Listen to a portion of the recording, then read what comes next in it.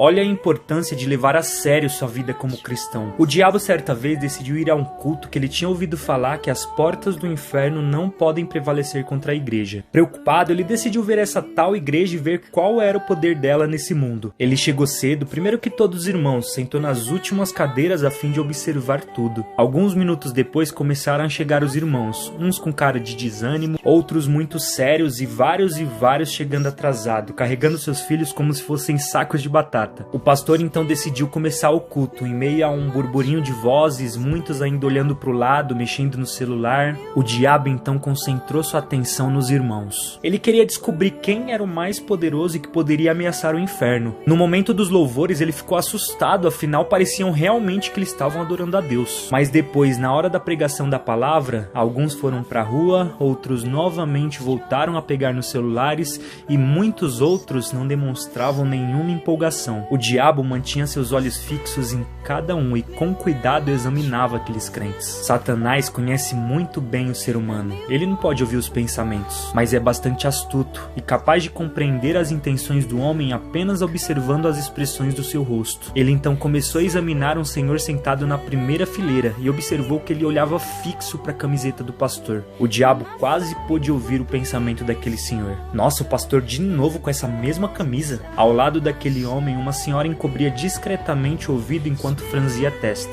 Ah, esse microfone tá muito alto. Uma jovem que estava sentada 2 fileiras atrás estava vidrada no rapaz que tocava teclado, e o olhar dela estava cheio de segundas intenções, tanto que ela nem sequer percebeu um rapaz que estava ao seu lado olhando profundamente para o seu decote. Havia algumas senhoras que estavam prestando muita atenção na pregação, porém havia algumas outras pessoas que pareciam pensar em outras coisas, como o capítulo da novela. Alguns olhavam o relógio com frequência, pareciam estarem preocupadas se daria tempo em ver os gols da rodada. Somente 2 ou 3 daquela igreja se comportavam realmente como crentes. Então o diabo falou: é esses que eu preciso me preocupar. Pouco mais de 1 hora se passou e o pastor pediu para que todos se colocassem de pé. Levantaram-se desanimados, as irmãs puxando a saia para baixo e a blusa para cima, os homens escondendo a barriga, colocando a camisa para dentro da calça, algumas jovens arrumando o cabelo e muitos nem sequer se levantaram. O diabo então, aproveitando aquele momento, se levantou para ir embora. Ele saiu tranquilo, pensando que certamente aquela igreja não oferecia nenhum risco para ele nesse mundo.